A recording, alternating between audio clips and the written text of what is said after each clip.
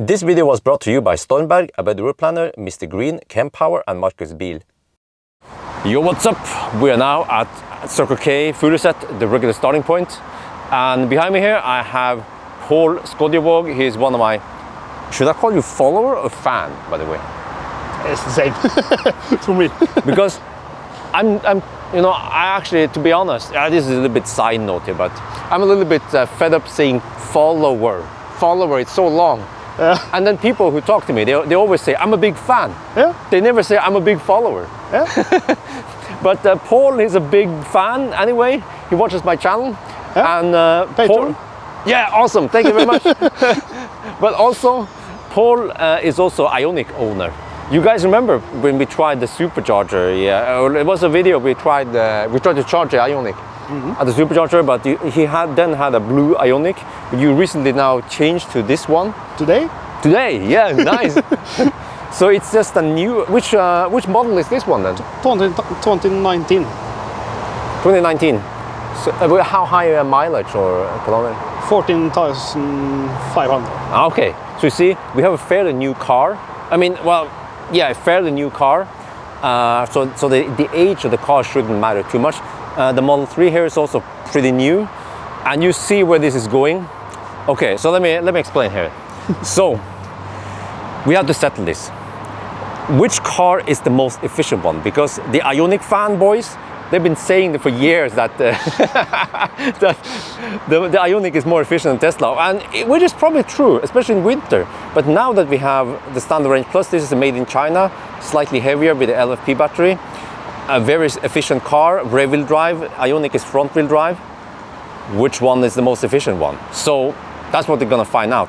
Both cars are on right now. This car is on. That car has keep climate on. We also checked the tire pressure. Everything should be fine. And what else? Yeah, so we will then do some routes, a little bit back and forth. Go to Dal and do some city driving and some highway driving to see the differences. And actually, to be honest, I have no idea which car is the most efficient one. But what do you think, Paul? I don't know. I actually don't know either. But at least today it's sunny, around 22, 23 degrees Celsius.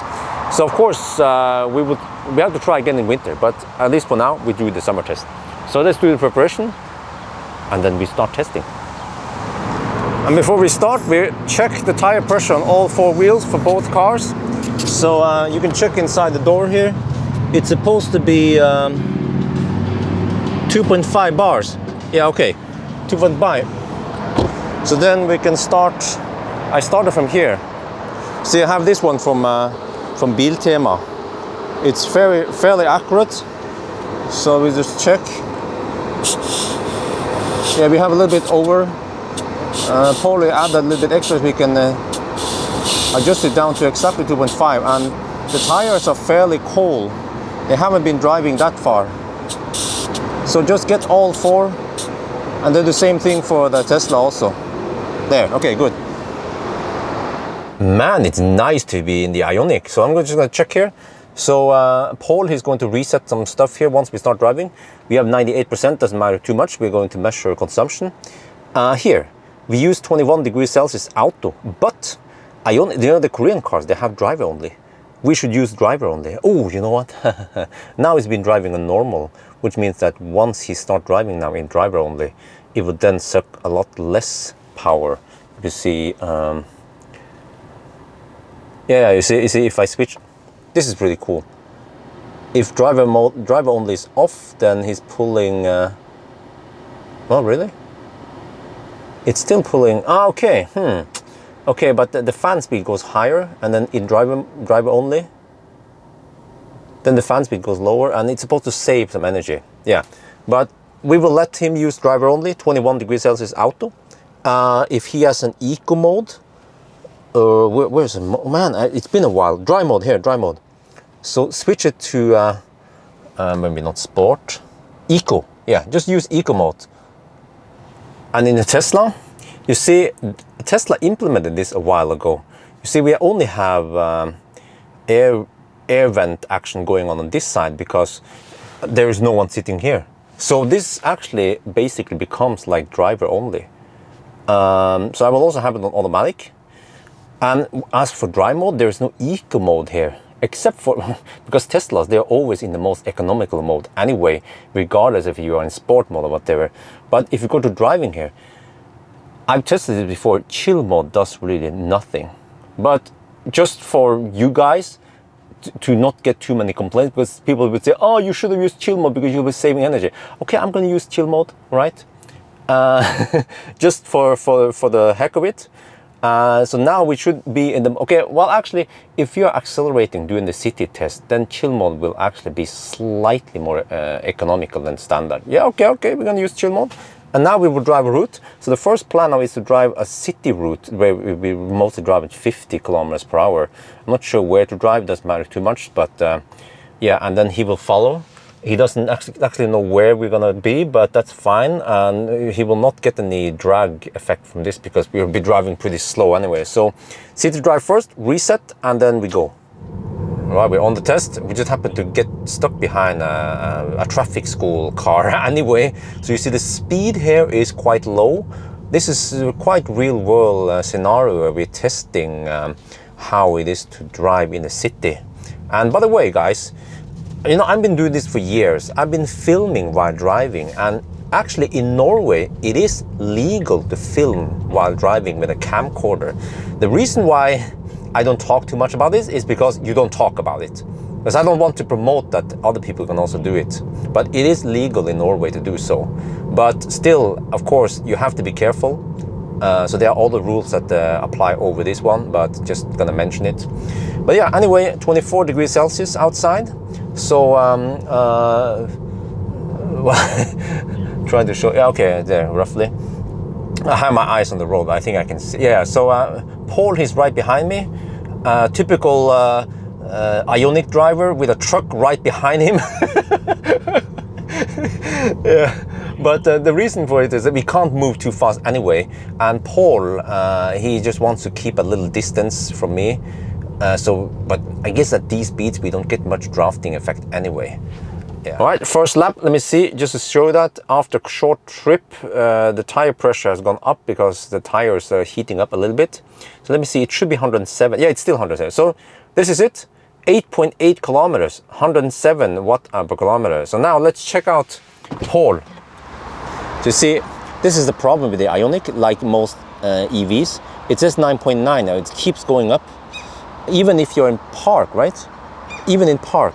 But it was 9.6 right when they park here. So 96 watt-hour per kilometer. The Tesla was 107.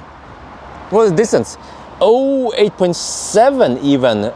Tesla reported 8.8, which means that the Tesla's consumption is even higher. Let's say 108 versus 96. Oh, one point for Ioniq in city driving. It was unbeatable. Okay, tire pressure has gone up. Okay, here also gone up a little bit, 2.6 now. Yeah, that's normal. All right, now we head for Dal. All right, we are getting close to Dal now. We've been following each other. First I went in front, and now we rotate. So then he goes in front, and I'm also distance 7 behind him. So I shouldn't be getting much drafting at all. I don't know how far away I'm from. I'm probably about 100 meters away or something, or at least 50. Okay, so the Ioniq is topping up here because the current contact chargers are occupied. But look at this. Wait, can you see that? Huh? You're getting 65 kilowatt. That's it. You know, okay, this is another, I should comment that I need to redo 1,000 kilometer challenge with the classic Ioniq, because I think the other car I tested is 66 kilowatt now. The other car was receiving only 58 kilowatt. And also, not only that, but it's been several years since I did it. And since then, we've been getting more and more high power chargers. So we should, what do you guys think, huh? Followers, I mean, people watching me, we should redo it, right? Yes. The old time was 12 hours and 15 minutes. I think we can do it in 11 and a half or something, 11 something. Yeah. But consumption. Okay, let's check out consumption. So, the consumption for this car this time is, look here, 144, 46.1. As the consumption was 145, oh, slightly higher. Okay, and then the distance 145, but the distance was 45.5. Yeah, you see. So if we assume that this one is correct, 145, that means that the Model 3 is over-reporting distance by 1.3%, which means that the Model 3 has 146. So we have 146 versus 145. So Ioniq wins barely. But I'm actually surprised that the difference was that small, because, you know, the Tesla is heavier. We have to check soon. Tesla is heavier, so the Tesla should have consumed more, or the difference should be bigger. So anyway, now we're gonna just, guess you need to top up, or yeah, well, he's topping up. Finish, I think. Oh, it's probably finished, but I don't need to top up. So we will do the 90 test. Oh, okay, yeah, I remember this one. Wow, this has been a while. I have to start driving Ioniq again. Yeah, but let's do the 90 test now. So now we unplugged, we just topped up a little bit, because, you know, the battery was heating up a little bit and the Tesla didn't charge. So we just want to make sure that the cooling is not sucking power once we start driving. But see, we use EV Notify here, and HVAC is off now in the front, and you see that the car is pulling 270 watt for something, probably just yeah, there's some screens and some stuff, maybe the BMS and some stuff is active, so it's not pulling much power at all. But the car is on. Yeah, maybe the light, maybe the referral is on, but the fan is supposed to be here somewhere. I'm not sure if I can hear it, but I think at this point there shouldn't be any disadvantage for the Ioniq. Huh? Okay. Oh, so we can also check out the car is also reporting something, but you see, yeah, the car is also reporting electronics is using a little bit. But I think we're good to go now. We will reset, start the HVAC, and then do the 90 test. Okay, so this is pretty close to the 90 kilometers per hour test we do, but except for that, we will not drive too far. We'll see how far we drive. But anyway, so you see, I have to cruise at 92 on the speedo to get 90 GPS speed. And then, Paul, what speed do you have on your car, on the speedometer? 91. Right? 91 on the speedometer? No, on the speedometer, 95. But GPS is 91. Okay. On GPS is 91, and then the speedo is 95. Yeah, you see. Yeah, I've also seen that before. And then consumption right now is, for me, is 124.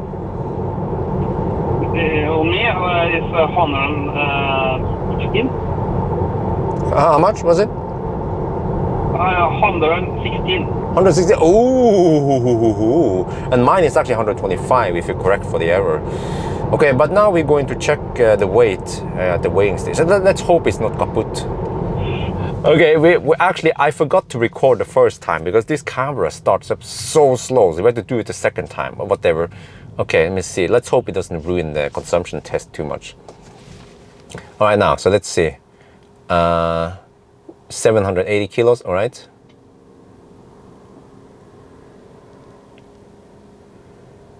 Oh, 1580, all right, 1580, okay. And then 1580. How about this one? Yeah, how about some LFP battery? 9, just the front axle, 900 kilos. 1580 versus, what? 1840, wait, wait, is that 280 kilos more? Oh, shit. Okay. And then you go first now, Paul. We rotate a little bit. Yeah, okay. Yeah, let's hope this stop here didn't mess up the test too much. But anyway, we're gonna try to even it out by driving far enough. Okay, the roughly 90 kilometers per hour test, 119 and 66. All right, let's check out the Ioniq then. Ooh, 115. And then the Tesla was actually 120 if you correct for 1% error. And if you look at the distance here, so again the distance on the Tesla, yeah, again we are getting, the Tesla is over-reporting by 1% compared to Ioniq.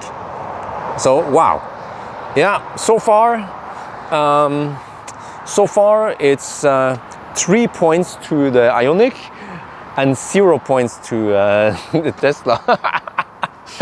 So there might be one small chance for the Tesla to beat Ioniq at the high-speed test. So that's what we're gonna prepare for now. Okay, we're just topping up the Ioniq. The funny thing is that the Tesla has not charged yet. But that's, I mean, the battery there is almost twice as big as the Ioniq. But that's not what we are testing now. But okay, is it nice and hot in the battery? Huh? 33 degrees only. That's it? Yeah. And it's updated a few seconds ago.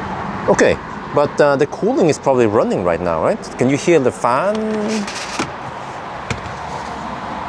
Yes, it's running. Oh yeah, I can hear the fan. Yeah, so the fan is running.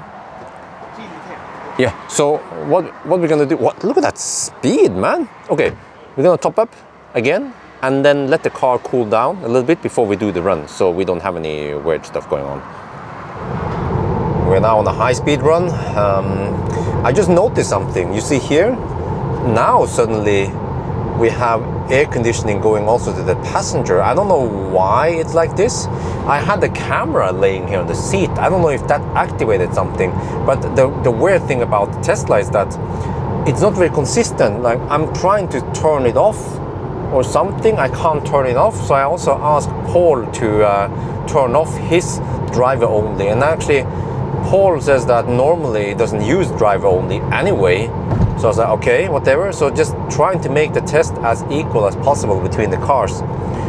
So we'll see then. Now we just have the driver stretch to the north, and then we go back again and see how it is. And I think the traffic might be, like easing off now. Okay, we're on the way back now. So on the way north, I was driving in front, and now Paul, the Ioniq is driving in the front now, so we rotate halfway. Yeah, but then I also use distance 7 now, let me see. Yeah, I use distance 7 to be as far back as possible, so we don't get any drafting advantage. Right, the high-speed test, 164 watt/km according to the trip meter here. So for the Ioniq it was 167, and the distance was Wrong way. the distance was 75.8. So again, based on these numbers, the Tesla is over-reporting distance, and this one might be under-reporting, I'm not sure, but it's 1.3% difference, which means that this 167, that 166 this time, Tesla. So this is super even. The drag coefficient, the drag coefficient for these two cars are 0.24, but I don't know the frontal area. And I don't know why we have different, why it is so even now and why it wasn't earlier. Was it because of the driver only setting here, which is consistent, but inconsistent in the Tesla? Because I suspect that Tesla was spending maybe a little bit extra energy on HVAC. But I think, okay, so now the Tesla won 1. So it's still 3-1 here. But it's super even. It's so low that you could almost say, well, it's within measurement error. Well, but on the other hand, I keep seeing that the Ioniq is consistently lower during the test. Okay, well, it's getting cold here. So we're doing a quick top up. And then the last thing we'll do is to drive back to Alnabru. This time the Tesla should win because, you know, it has 280 kilos of extra potential energy, and we are on the higher ground here, so we have to go downhill to Alnabru. So let's see then. Okay, you see I have Paul here with me now, but you see here, this is so inconsistent. Now we have driver only mode again here. So let me try something. What if I press the There. Then it comes on. But then how do you get rid of it? Because there is no... I switch it off. Ah, wait. I have to restart HVAC. But then if I put the camera here, it might activate. Okay, let's not put the camera here. All right. So Paul, you have driver only mode on, right? Yes. Yeah, okay. So I'm going to keep it like this. Now we go back to Allenbru. All right, back at Allenbru, 159, which is corrected. It should be 161. Okay, 161. Now, I don't know what Paul has. Okay, do you have the screenshots? So let's see now. By the way, so this car has 280 kilos of potential energy that had to be released. So this car is heavier. It should have, look, so I had 161. 160! What? This way? In the distance, 46.7. What? Huh? How the heck? Okay, you know, I blame the HVAC system. Maybe the HVAC system is a bit clumsy, I'm not sure. And also, both cars, this time we topped up a little bit. Just 5 minutes before we started driving. But the battery here wasn't, it was only 32 degrees Celsius. So I actually don't know why the Ioniq keep beating the Tesla. So, I mean, yes, you know, you saw the difference that when we did the city run, then the extra weight will matter more because you have to accelerate more mass and then regen more mass. So I guess if we use a Fremont car, it would maybe be able to beat the Ioniq. But the thing is that how relevant is it? Because many Europeans, they don't get the Fremont car, they get the China car. So this is the one that applies. So, man, so this is 1 point to the Tesla and 4 or 5, I don't remember. Yeah, but whatever. Ioniq 1. All right. So we have we have tested this now very carefully. Everything has been done properly, and it shows that the Ioniq is actually more efficient than even the most efficient Tesla. All right. but okay. So if you guys are up for it, because Paul, you will still keep this car for a long time. I hope so. Yes. How about a rematch this winter? For example, in minus 20, okay, let's say minus 10 degrees Celsius. Winter day. Huh? Yeah, a winter day. In winter, minus 10 degrees, and then we fast charge both cars. Yeah. No, but we'll try some stuff, yeah, this winter. But we have to wait a couple of months. But wow, thank you, Paul, for the test. Yeah. It was interesting. Yes. And fun. Yeah, and fun. And now he's gonna go to the Ioniq forum and post about this. Yeah. And I also have to post about this. But okay, bow down to the Ioniq. The king of efficiency still lives. Oh man. But yes, anyway, I think that's gonna be it for now. I hope you guys enjoyed this video. As always, thank you for watching and talk to you later.